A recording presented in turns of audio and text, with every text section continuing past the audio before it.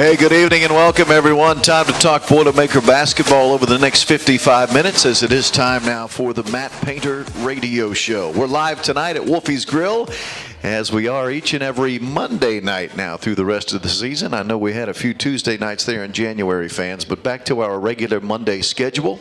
So that means you'll catch us here again next Monday night at 6 o'clock, right here at Wolfies Grill on the Wabash Landing in West Lafayette. That's where you can find us each and every Monday night throughout the basketball season, talking Purdue basketball. I am Rob Blackman, and we do have a lot to talk about tonight, and lots of really good things to talk about. We'll start, of course, when we visit with Coach Painter, talking about that victory yesterday over Ohio State. Jayden Ivey with the game winner from the high right wing with .6 remaining. And we also need to talk about the Thursday night road win in Iowa City, where the Boilermakers beat the Hawkeyes 83-73. So it's been a productive week for our Boilermakers over the last week, winning both of the games they have played. But as you well know, this is the Big Ten, so it doesn't get any easier. This week, Purdue's right back at it with two more games. Wednesday night on the road in Minneapolis to play Minnesota, the only regular season meeting between these two teams this year, Purdue and Minnesota. And then Saturday afternoon at 2:30, Purdue will be back at home to play Michigan at Mackey Arena. That's the first of two meetings with the Michigan Wolverines. So busy week for Purdue. We'll talk with Coach Painter about all of that. If you'd like to visit with the coach tonight, it's easy. Just pick up the phone and call us at 1-888-246-2678, 1-888-246-2678. The Matt Painter Show tonight, presented as always by GEMCO. We'll be back with the coach after this. This is Boilermaker basketball from Learfield. Off the turnover, Hunter into the corner, Stefanovic takes a three, and he's got a chance at a 4-point play. Down to Young, puts it on the deck to the rack. Volleyball spiked by Williams. We will be watching later this afternoon. Ivey kind of muffed it for a little bit, got it back and puts it down. He's got everything working. Teeing it up. Broncos had to play big minutes with some of the foul issues. Stefanovic down the chute. Nice pump to get him free. Liddell calling for it. Was surrounded by three defenders. Large pass stolen. Hunter. And right now Purdue looking every bit like a potential 1 seed in the NCAA tournament. Go right back to the big guy. Edey over 2 and a chance at 3. My goodness. Loads of talent. Ivey 6 to shoot. Probing the defense, feels his way inside. Boy, he doesn't play like a sophomore. He doesn't. He keeps it on his hip too. Stefanovic too deep here. Backing down Brunk. Look at Johnson. Johnson, they don't have numbers. He takes it to the rack, and Ivey, incredible. He just dances, doesn't he? Ivey, he lost the ball. Gets it back, and then dropping a dime to Williams. Breathtaking. Buckeyes down a couple of players. Boilers have numbers. Ivey, got it. Goodness. What a nice find. Hunter. 9.2 Purdue lead. Edey, a little bit of contact, puts it down, and he's fouled. Well, you got to do your homework early. You know that play's coming. Hunter, the senior, guarded by the freshman Branham, puts it on the deck down to 4 seconds. Hunter in the corner. Ivey for the win. He got it! He got it!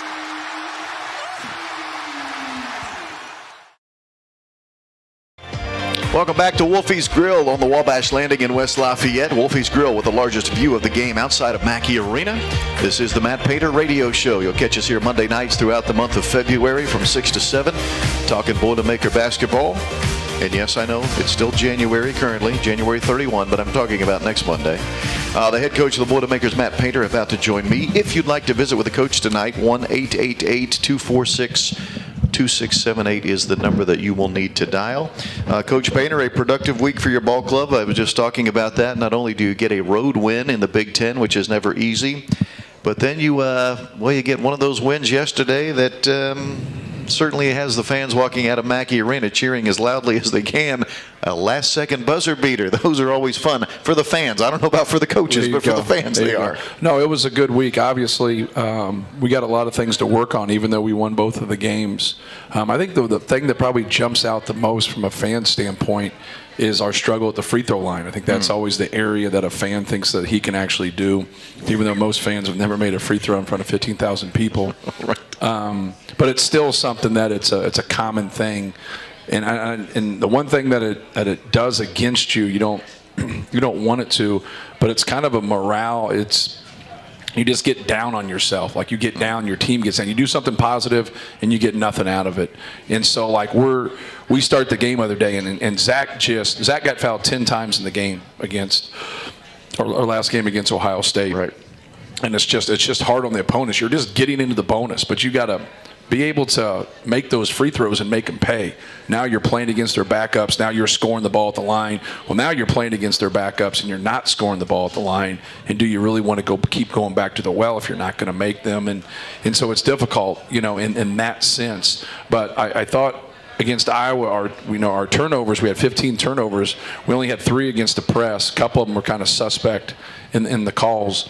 But our guys did a really good job against the press, and that was the one thing at the end of our game against Iowa. The first time, that was our Achilles, and so we put a lot of time into that. Our guys did a good job with that. We shot the ball well from 3. How you can be 12 for 23 from 3, but then be 10 for 22 from the line, I don't understand that. But one does count for 3, and the other one counts as 1, so I'd rather, I guess, have the other one. I like to have both. But at the end of the game, we were sloppy, to say the least, in what we were running and what we were doing. And that was something I thought really came into play the Ohio State game. I thought we played really well for 30, 32, 33 minutes in that game. And then at the end, we just weren't as crisp from an offensive standpoint. And then obviously defensively, we had a breakdown.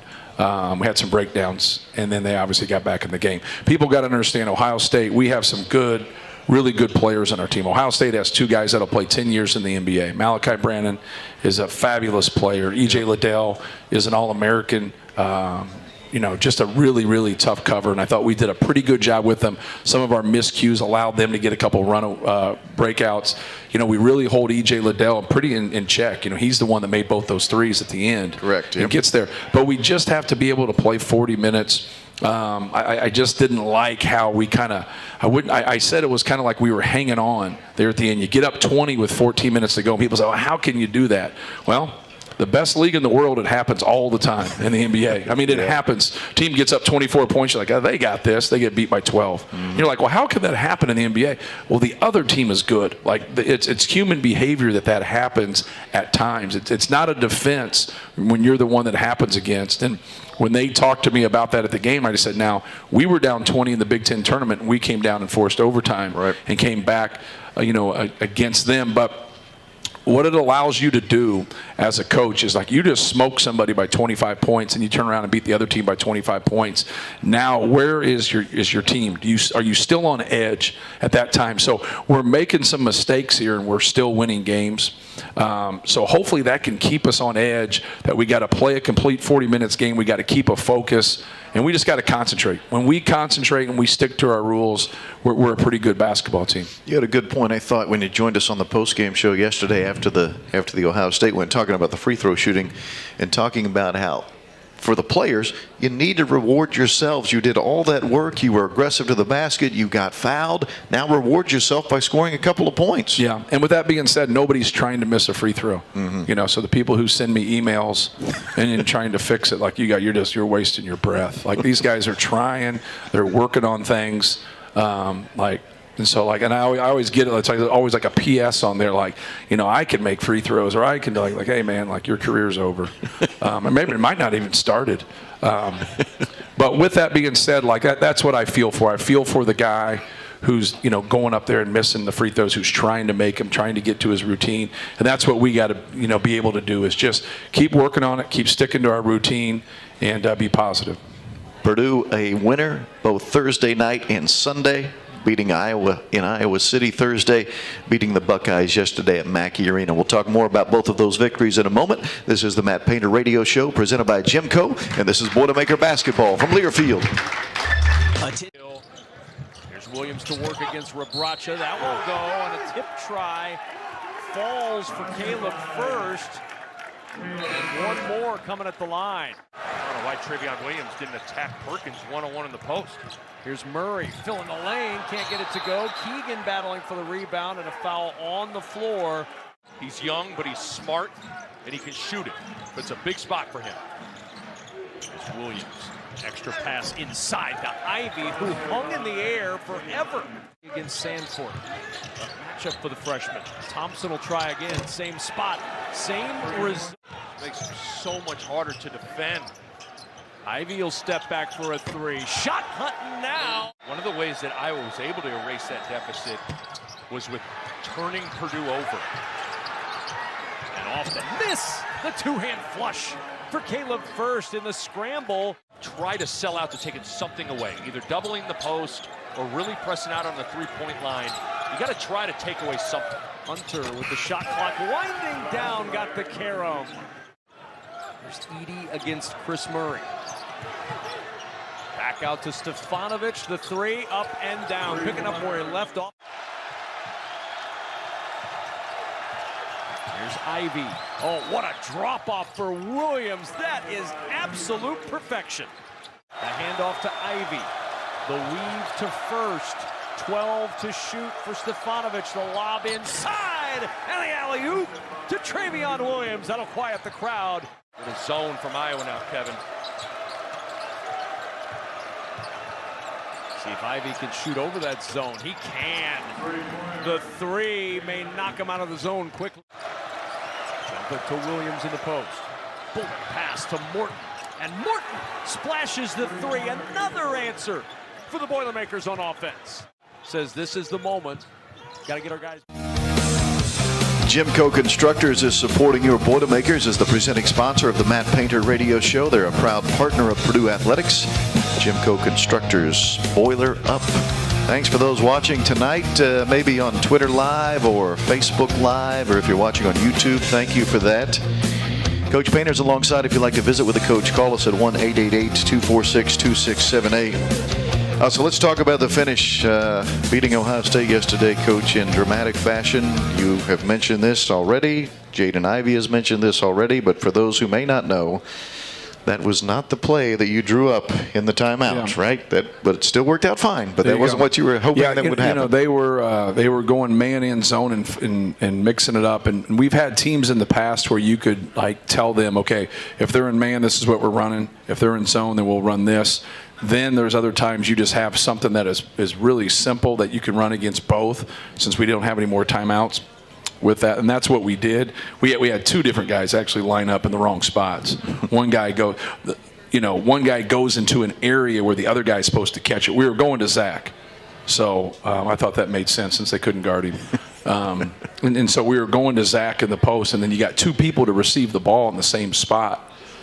And that doesn't work, Rob. If you get your own team someday, that doesn't work. Thank you.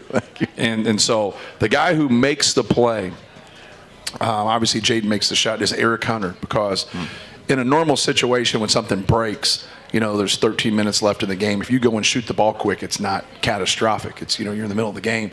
But you shoot the ball there quick, and now you don't make it. Or even if you do make it, you make it 2, and there's 8 seconds to go. The clock stops under a minute in the second half. Now they push it, and they make a 3, and they beat you. Like you're a fool. So you can't go early, but yet you don't give them instructions for evacuation plans.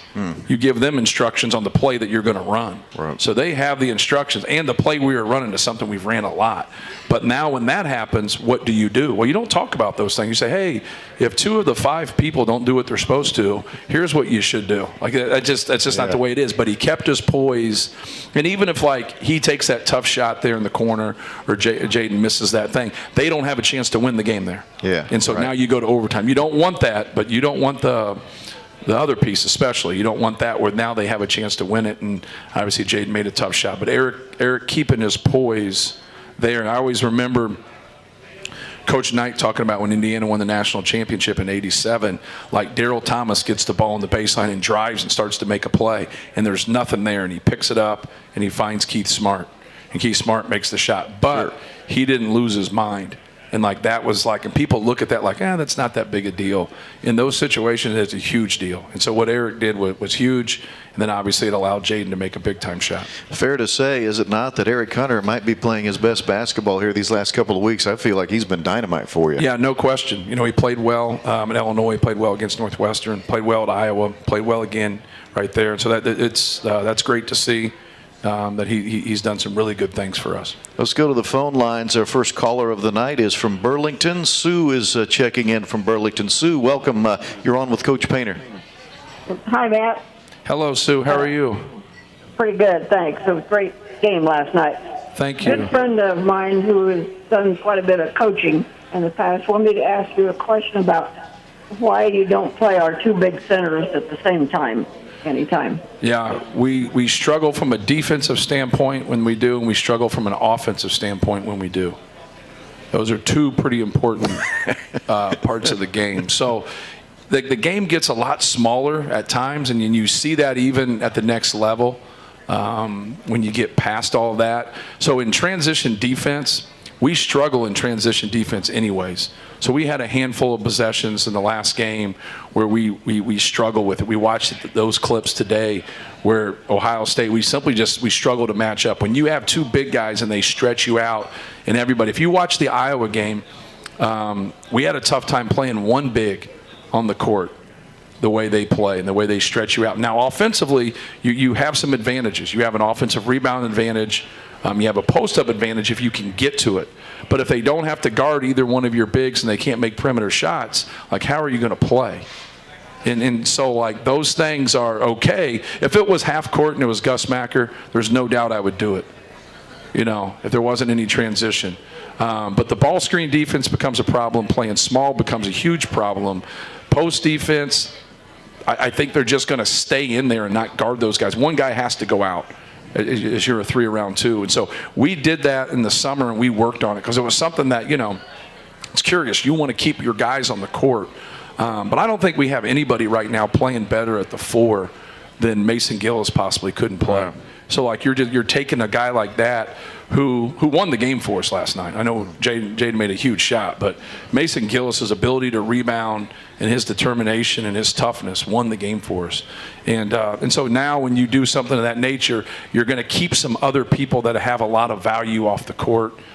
We have the best player in the country when it comes to a big in that combination. If you look at their stats together, and it allows you to get and be efficient with both of them on there. But your real answer to that is that we're not as good with them on the court offensively or defensively. Now, when shots go up, rebound-wise, you're pretty good in that area. That's the area that you're like, man, that could really. But we out-rebound our opponents by 10-11 yep. already, yep. the way it is right now. So it's not like you're not having that advantage anyway. So just try to be complete and being able to win, and especially win in the NCAA tournament. Yeah, 11.8 on the rebound advantage this year for the Boilermakers. And speaking of 11, Mason Gillis had 11 rebounds in that game yesterday for Purdue. More in a moment with Coach Painter. Again, if you'd like to visit with him, 1-888-246-2678. It's the Coach Painter Show. It's brought to you by GEMCO. This is Boilermaker basketball from Learfield. There's more to this game.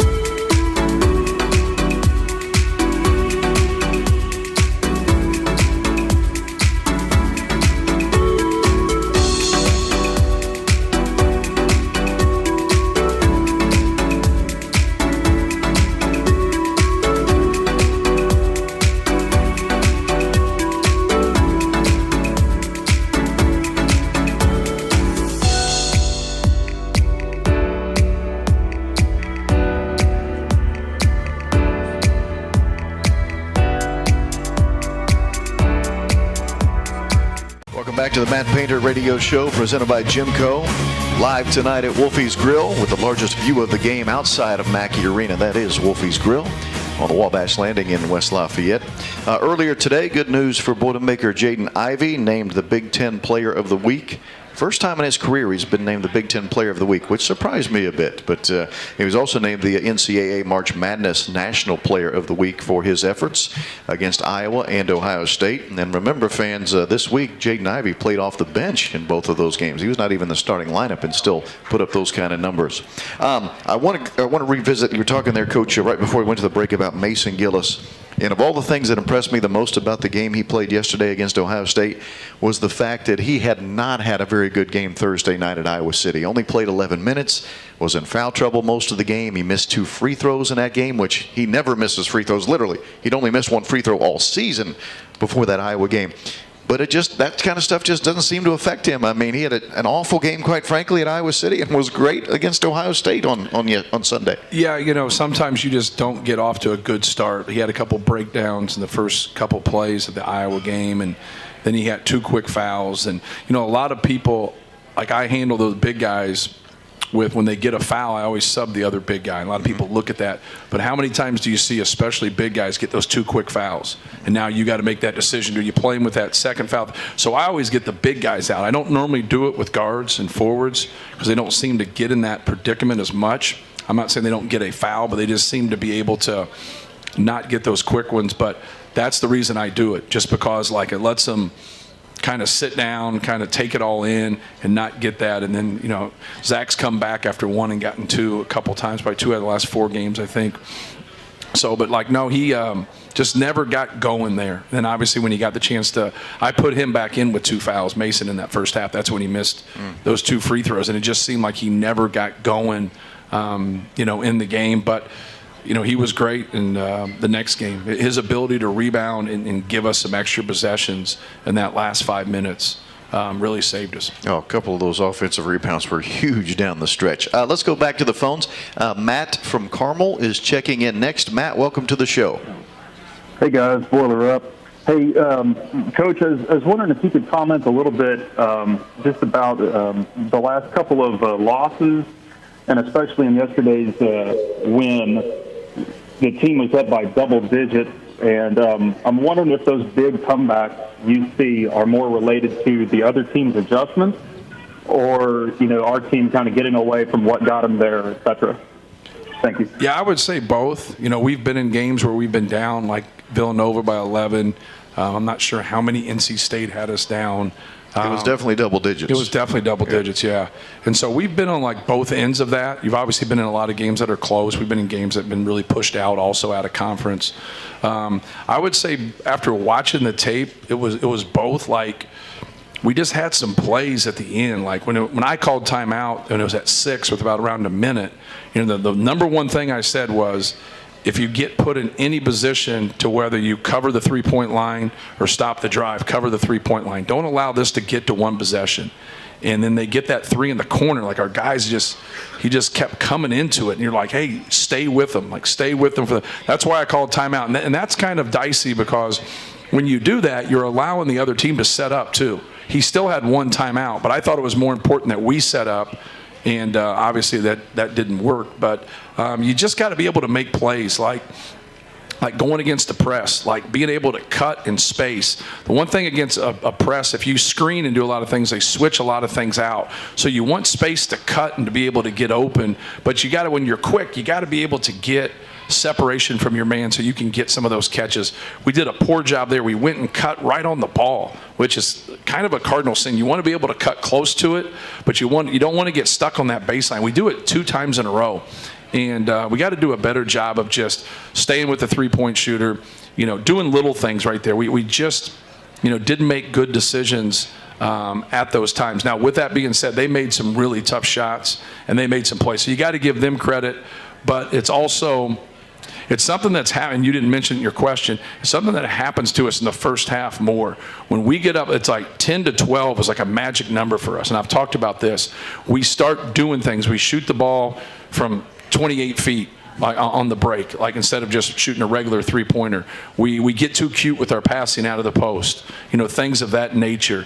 And so, like, that's really been something that's hindered us more than anything than the end of a game, even though it's happened a couple times like you mentioned. But it happens to everybody.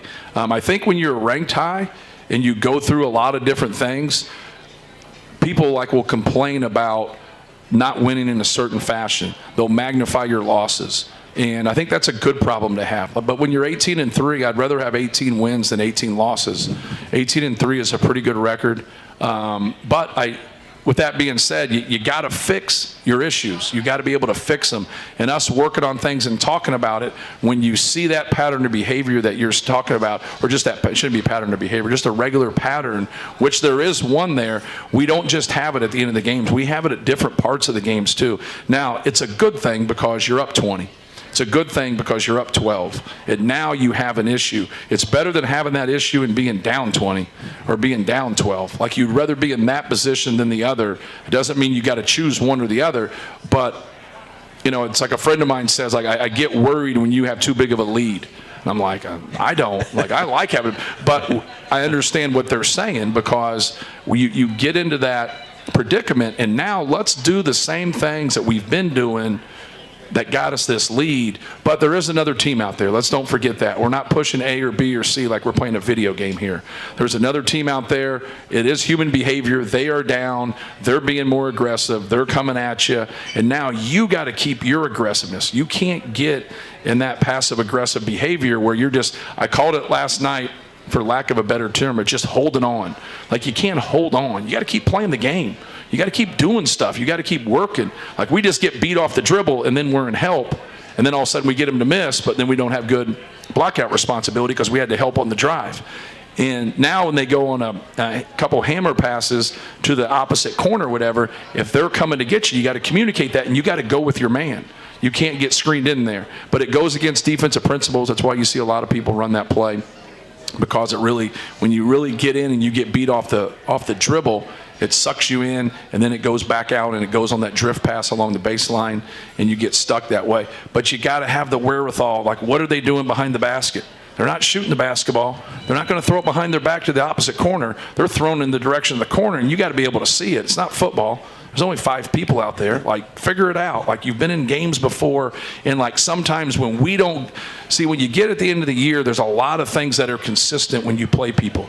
This, Ohio State does 70% of what the next team does, but then the 30% is different. But I can't go through every single play. Like, we have more plays than you could imagine. The other team can't go through everything that we do. So we try to capitalize on a lot of that while still trying to play to our strengths. But when you get in those situations in those games, man, you got to play on your defensive principles. You got to know what's going on. You got to execute offensively. And then once again, like, we had some free throw opportunities in those mixes, and that lowers that morale for your team. You got to keep your energy when things aren't going your way, because you can't let something negative now go to the other end and you compound your mistakes, and now you're just piling on a negative play after a negative play after a negative play, and that's how people make runs. And so, like, you can use your timeouts. Like, a lot of people will call, why didn't you use your timeout here? Use your timeout here. I'd have loved to have one more timeout last night. And so, like, I'm setting my defense one time and I use it, but then at the end of the game, I would have used that timeout again right as those dudes started running in circles and didn't know where they were going. It's the Matt Painter Radio Show. Matt, thank you for your phone call. If you'd like to visit with the coach, 1-888-246-2678. Coach Painter Show brought to you by GEMCO. We'll be back in a moment. This is Boilermaker basketball from Learfield. To the high right wing on the dribble. Step back, deep three. Oh, my goodness! Triple time! Jayden Ivey. Blue has the lead. A great foul by Aaron Wheeler, and this game has gone final. The Boilermakers have just knocked off the 15th ranked team in the country on their home floor. Hunter, the senior, guarded by the freshman Branham, puts it on the deck down to 4 seconds. Hunter in the corner. Ivey for the win. He got it! He got it! Ivey with some major onions. Get them organized!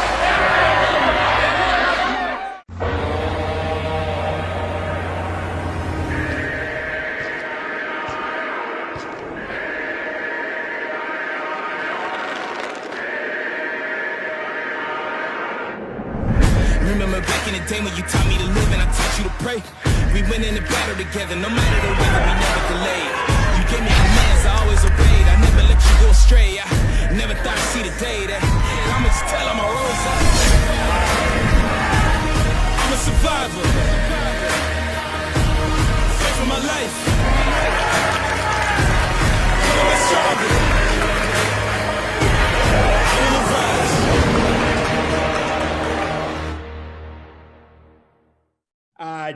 Tony Ersland doesn't take a second seat to anybody. I've always said that. I've just always loved the way that you guys run your program, the way that you do things.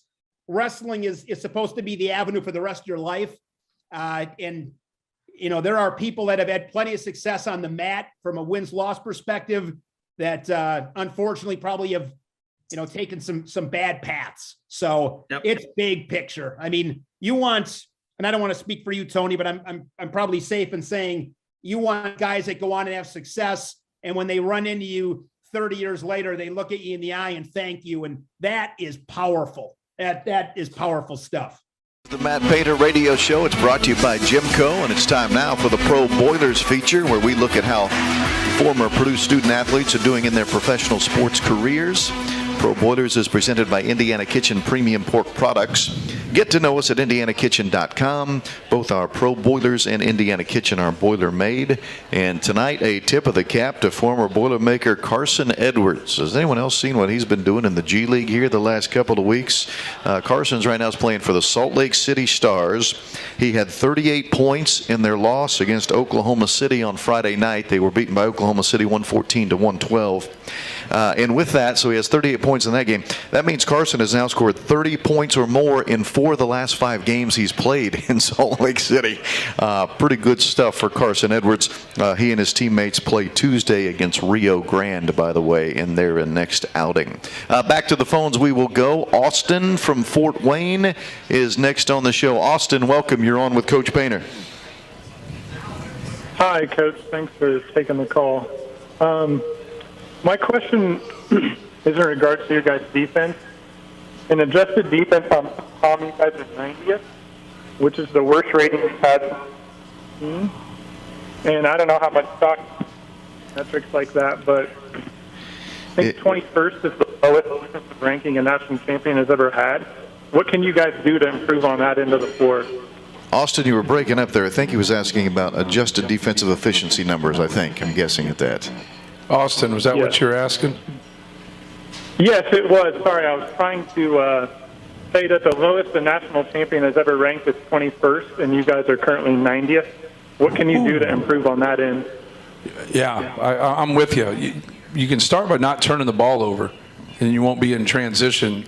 Secondly, you can start by doing a better job of boxing out so they're not getting offensive rebounds.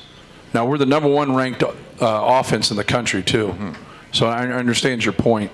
But I think those are the two things right away. Taking care of the basketball offensively is going to help you set your defense, and then you're going to be better in transition defense, and we've struggled in transition defense. Then our ability to contain the dribble. So we got to do a better job of keeping the ball out of the paint. And if you get in situations where you're constantly in help, it's hard to rebound the basketball. And we just have to do a better job containing the dribble. You got to do a better job of being consistent with what we're supposed to do also. And that's, we go in spurts there. I thought we did a really good job, for 32 minutes in the game, 33 minutes, maybe even more. And then we just had some real breakdowns. And you just have to be able to keep your focus and be able to do the things that I talked about. But I really believe it starts, with taking care of the basketball, helping yourself in transition defense, helping keeping the ball in front of you, and stay connected. When you do what you're supposed to do, even though sometimes you're going to have some sort of breakdown, but you stay connected as a defense. When you don't do what you're supposed to do, like from a ball screen defense standpoint, or staying into the basketball, or staying tight on a screen, or whipping a screen, whatever it might be, you just don't surprise any of your teammates. When you have too many, times where somebody just kind of does what just what he feels like and has those breakdowns, it's not just a single thing. It's a chain reaction, and now that guy who's defending the next guy doesn't know what you're doing, and it just you don't stay on the same page. But those are the areas that I think we can definitely improve on to help our defensive efficiency. This is the Matt Painter Show, brought to you by GEMCO. DeJuan, please stay on the line because you will be next with a coach. This is Boilermaker basketball from Learfield. Off the turnover, Hunter into the corner. Stefanovic takes a three, and he's got a chance at a 4-point play. Now to Young, puts it on the deck to the rack. Volleyball spiked by Williams. We will be watching later this afternoon. Ivey kind of muffed it for a little bit, got it back, and puts it down. He's got everything working. Teeing it up. Broncos had to play big minutes with some of the foul issues. Stefanovic down the chute. Nice pump to get him free. Liddell calling for it. Was surrounded by 3 defenders. Bounce pass stolen. Hunter. And right now Purdue looking every bit like a potential 1 seed in the NCAA tournament. Go right back to the big guy. Edey over 2. And a chance at 3. My goodness. Loads of talent. Ivey, 6 to shoot. Probing the defense, feels his way inside. Boy, he doesn't play like a sophomore. He doesn't. He keeps it on his hip, too. Stefanovic, too deep here. Backing down Brunk. Look at Johnson. Johnson, they don't have numbers. He takes it to the rack, and Ivey. Incredible. He just dances, doesn't he? Ivey. He lost the ball. Gets it back. And then dropping a dime to Williams. Breathtaking. Buckeyes down a couple of players. Oilers have numbers. Ivey. Got it. Goodness. What a nice find. Hunter.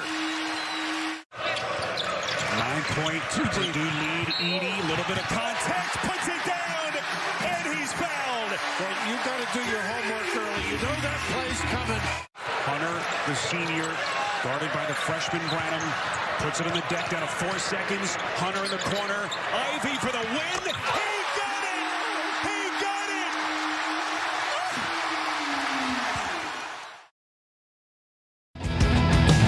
it! GEMCO Constructors is supporting your Boilermakers as the presenting sponsor of the Matt Painter Show. They're a proud partner of Purdue Athletics. GEMCO Constructors says boiler up. Thanks for those watching tonight on Facebook Live. Checking in from Palm Harbor, Florida, from Crown Point, and from Nashville as well. Let's head back to the phones, and we visit with DeJuan, who's calling in from Fairlawn, Texas. DeJuan, welcome. You're on with the coach. DeJuan, are you with us? Maybe not. 1-888-246-2678 is the number. Coach, well, I have a chance to ask this. Late in the game and against Iowa, you were talking a bit ago about handling the full court pressure late in the game. And it got me to thinking about this. Late in that game against Iowa, you were substituting Jayden Ivey for defensive purposes, not offense, which I thought was so interesting because, let's face it, he's one of the best offensive players in the country. There's no, was that because he'd been struggling at the free throw line in the early? Yeah, was that it? Yes. I just thought in that situation when you have a guy that struggled from the free throw line. Now, I just took him out to rest him at the 8-minute mark, but Isaiah was so good. Yes, right. Eric had done a great job against the press. And, you know, Sasha is a stabilizer for us with his ability to shoot the basketball and get it inside. And so I just took him out for a blow, and those guys all played so well. So I just stayed at that point. He was so frustrated because he had missed his free throws. He was over there talking to himself, and he was just down on himself. And he was just, you know, you got to move on.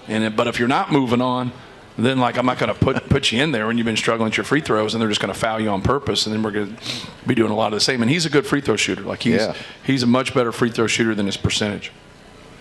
Bill from Carmel, you're next on the show with the coach. Welcome, Bill. Hey there, Coach. I was just wondering, I was thinking about how you put together all your recruiting. Do you have a plan on what position you're going after, or is it more of you see a group of kids in a certain class? How do you figure out who you're going to go after? There's a lot of things that go into it. The thing that I've learned through the years is like trying to, which a lot of people will talk about, trying to get their guy. Like who fits best like with you as a coach. Like sometimes we lose that. If you just accumulate talent even though you obviously need talent, but you need production, or I'd rather find someone who's more productive than more talented. Now, I'd prefer to have somebody who's really, really talented that's productive also. But the production's more important than the talent. But you got to have it. You got to have the physical tools to be able to do it. Well, a lot of things in our business get looked at like, well, he physically can't do this, and they really lock into what they can't do. I will take some people, like right now, a part of our issue is defensively. But I've recruited a lot of offensive guys. And so can we teach it? Can we coach it? Can we well, sure we can. But don't lose. I got a couple guys that struggle out in space. I got really big guys that it's harder for them, in ball screen defense. It's a hard thing. It's why the game's gotten smaller, is because they're finding bigger people that can protect the rim but also shoot a three. They're finding 7-foot guys that can do those two things, and then that fits better with the superstars of the league who can dribble, pass, and shoot. So, but no, I put a lot of time. I don't know if I'm a great recruiter. I think that gets lost. I think you got to be great at evaluating and knowing who you can get. We've got some dynamic players that we beat no high major programs for, and I absolutely loved them as players. I just thought everybody was a fool for not recruiting Ryan Klein. I thought they were just foolish for Dakota Mathias. I thought he was so good as a player. PJ Thompson was just so solid. You know what you're getting. He's going to make threes. He's going to do what he's supposed to do. He's going to make his free throws. He's going to take care of the basketball. And so I'm not talking about the other guys. You got to have, your main guys. But who can grow into that? Who can grow into, when you take Carson Edwards, he's dynamic, he can score, but how long is it going to take before he gets to that point? How is it going to? Zach Edey averaged 4 points in high school. Jayden Ivey averaged 12. That was 2 years ago, guys. Wow. So and people call up and say, well, what's this or what? They're young guys. They're learning. Not everything is ready-made, and sometimes it takes time. Now, are we talented? Are we good? Yeah, we've grown into that, and we have good pieces, and we have a lot of depth. I think our staff has done a really good job from an evaluation standpoint, but I try to find people outside of the big guys. Obviously, I love the big guys. Some people don't like coaching. There's a downside to coaching guys that are gigantic like Zach. There's a little bit, but I think there's more of a positive. But you got to work with them. You got to spend time with them. You got to drill with them. Coach Johnson, Coach Brantley, they do a great job with our big guys. Then you got to have people around them that are skilled. And if you can get that skill with them and you can have that size, now you really have something going. So that's a lot what I do, but I really dive into, who they are, how they're going to function. I like going out and watching. I like watching myself. I spend the most time going out myself as a head coach and watching people, because I want to watch and see them interact with other people. I want to see them, when they think they're not being watched. I want to know if they get along with people. I want, because you're trying to get the chemistry of, and I want to know the people around them. Sometimes the kids are great and the people around them are great and it's just going to work. But sometimes, people can be a handful. And I don't want those issues. I don't like bringing issues to my plate. So sometimes I'll go another direction because I think less is more. And I think that's because you gotta put together a team. And you got to get guys to sacrifice. All of our guys on our team have sacrificed. Travion Williams has sacrificed. Eric Hunter, their seniors, they've sacrificed. And so those things are important elements. Now you ask somebody else to do these things, or you tell somebody else, this is what we're doing because this is what I feel is best for the team. Now you got to be, those guys got to be able to do that and be positive. And those guys have been positive and done a great job for us and been big parts of our program. But that's hard for a lot of people. Well, get that figured out in the evaluation. Don't wait and say hey, this is the way it is. It's my way or the highway. Don't take them then. If you don't feel like they can do those type of things, this isn't a school district. And so when we do fall on our face and we do struggle, the person I'm mad at's me. That's easy. I can control that. I can control who comes on our team. Now, can I get them sometimes? Sometimes I can't always get who I want. But, when we lock into guys and we sell it and they roll into the Ohio State-Purdue game, Like, you roll into that environment and you're not excited. You see what Purdue's doing from an academic standpoint and how they help people and have great lives and great careers outside of basketball. Like, if you can't dive into those two elements and say, man, Purdue is elite, they help me pass basketball, and I'm going to have a great experience and the fans are great, like, man, I don't know where you could have it better. Like to me, I'm obviously biased, but this is a great situation that we got going on at Purdue. More with Coach Painter in a moment. You're listening to Boilermaker Basketball from Learfield. Here's Williams to work against Rabracha. That won't go, and a tip try falls for Caleb first. And one more coming at the line. I don't know why Trevion Williams didn't attack Perkins one-on-one in the post. Here's Murray filling the lane, can't get it to go. Keegan battling for the rebound, and a foul on the floor. He's young, but he's smart, and he can shoot it. But it's a big spot for him. Here's Williams. Extra pass inside to Ivey, who hung in the air forever against Sanford. A matchup for the freshman. Thompson will try again. Same spot. Same result. Makes it so much harder to defend. Ivey will step back for a three. Shot hunting now. One of the ways that Iowa was able to erase that deficit was with turning Purdue over. And off the miss. The two-hand flush for Caleb first in the scramble. Try to sell out to take something away, either doubling the post or really pressing out on the three-point line. You got to try to take away something. Hunter with the shot clock winding down, got the carom. There's Edey against Chris Murray. Back out to Stefanovic, the three, up and down, picking up where he left off. Here's Ivey. Oh, what a drop-off for Williams. That is absolute perfection. A handoff to Ivey. The weave to first. 12 to shoot for Stefanovic. The lob inside. And the alley-oop to Trevion Williams. That'll quiet the crowd. With a zone from Iowa now, Kevin. See if Ivey can shoot over that zone. He can. The three may knock him out of the zone quickly. Jump it to Williams in the post. Bullet pass to Morton.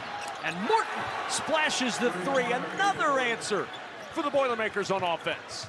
Says this is the moment. Got to get our guys. Welcome back to the Matt Painter Radio Show. It's presented by GEMCO, live tonight at Wolfies Grill. We'll be back here next Monday night from 6 to 7. Wolfies Grill with the largest view of the game outside of Mackey Arena. Big thank you to those that are watching us on YouTube or Facebook Live tonight or Twitter Live, like folks checking in from Lake Oswego, Oregon, and from Lockport, Illinois, from Downers Grove, Illinois, and from Newburgh, Indiana as well. Our apologies, Chuck in Indianapolis. I know you were the next caller on the line, but we are running short on time. So, Chuck, if you'll please call us next Monday, we'll move you to the front of the line. Our final segment of the Matt Painter Show is coming up next. This is Boilermaker Basketball from Learfield. When it comes to Hondas, your Central Indiana Honda dealers have plenty to choose from. The fan favorite CR-V. To the corner, Stefanovic takes a three, and he's got a chance at a 4-point play. Now to Young, puts it on the deck to the rack. Volleyball spiked by Williams. We will be watching later this afternoon. Ivey kind of muffed it for a little bit, got it back, and puts it down. He's got everything working. Teeing it up. Broncos had to play big minutes with some of the foul issues. Stefanovic down the shoot. Nice pump to get him free. Liddell calling for it. Was surrounded by three defenders. Hard pass stolen. Hunter. And right now Purdue looking every bit like a potential 1 seed in the NCAA tournament. Going right back to the big guy. Edey over 2. And a chance at 3. My goodness. Loads of talent. Ivey, 6 to shoot. Probing the defense, feels his way inside. Boy, he doesn't play like a sophomore. He doesn't. He keeps it on his hip, too. Stefanovic, too deep here. Backing down Brunk. Look at Johnson. Johnson, they don't have numbers. He takes it to the rack, and Ivey. Incredible. He just dances, doesn't he? Ivey. He lost the ball. Gets it back. And then drop it a dime to Williams. Breathtaking. Buckeyes down a couple of players. Oilers have numbers. Ivey. Got it. Goodness. What a nice find. Hunter. 9-point Purdue lead. Edey, a little bit of contact, puts it down, and he's fouled. Well, you got to do your homework early. You know that play's coming. Hunter, the senior, guarded by the freshman Branham, puts it on the deck down to 4 seconds. Hunter in the corner. Ivey for the win. He got it! He got it! Our final segment here of the Matt Painter Radio Show. Again, thanks for making us a part of your Monday night. We'll be here next Monday night as well, right here at Wolfies Grill, 6 o'clock, to talk Purdue basketball with head coach Matt Painter. Time for a little nugget here at the end of the show, and I have to tell you, fans, this was not the nugget I had prepared earlier in the day, but I received an email at about 5 o'clock this evening that, well, let's just say it became the nugget, because this is very significant and very important. Those who watched the game or who were at the game yesterday, you know it was our annual Hammer Down Cancer game. And because of that, our players wore the special Hammer Down Cancer uniforms, and those uniforms were then auctioned off. The auction was up all week long, but the auction ended last night at midnight. So you had until midnight to bid on those game-worn uniforms, and all the money raised was going to go to the Larry Clisby Cancer Research Foundation. Of course, the Cliz, the longtime voice of the Boilermakers and a dear friend of all of us here at the Purdue Radio Network. So the money raised was going to be matched and was matched by the Walther Family Foundation, which is also part of the Purdue Center for Cancer Research. Anyway, long story short, I just got the numbers in from the auction. This is just only the auction on the uniforms. The amount of money raised yesterday for the Larry Clisby Cancer Research Fund, this is going to knock your socks off, fans, right at $85,000. Can we have a round of applause for that? $85,000. And every single penny of that goes to the Larry Clisby Cancer Research Foundation. I know the Cliz was watching us from above yesterday. He always loved to beat the Buckeyes because he was from Ohio, so he always took it personal. Maybe he had a little hand in that Jayden Ivey three-pointer going in. I don't know yesterday. If so, Cliz, thank you, because we certainly needed it. But thank you, Purdue fans. $85,000 to help the Purdue Center for Cancer Research. That is awesome. Our in-studio engineer today was Ray Clapmeyer. Wes Scott engineered on site. Corey Palm behind the scenes. For my broadcast partner on this show, Coach Matt Painter. We'll talk to you Wednesday night, 6 o'clock for the broadcast, 7 o'clock for the tip. Purdue at Minnesota to take on the Golden Gophers. I'm Rob Blackman. Have a great night, everyone, and thanks for joining us.